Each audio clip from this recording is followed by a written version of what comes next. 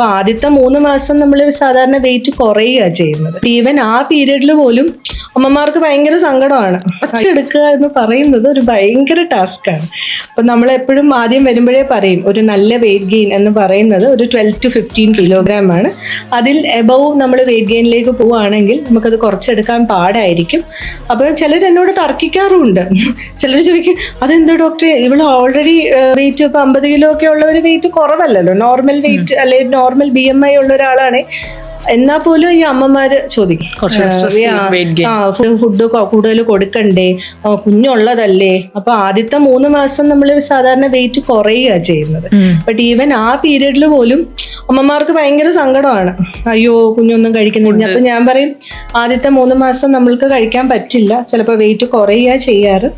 പക്ഷെ എന്നാലും നമുക്ക് കഴിക്കാൻ പറ്റുന്ന കാര്യങ്ങൾ കഴിച്ചാൽ മതി, ഓവർ ഈറ്റ് ചെയ്യണ്ട, ഫോഴ്സ് ഫീഡ് ചെയ്യണ്ട എന്നൊക്കെ നമ്മൾ പറഞ്ഞു കൊടുക്കും. But still they are all very worried. പിന്നെയും ഫുഡ് കഴിപ്പിക്കാൻ നോക്കുകയാണ്. അങ്ങനെയാണ് ഈ വെയിറ്റ് ഗെയിൻ.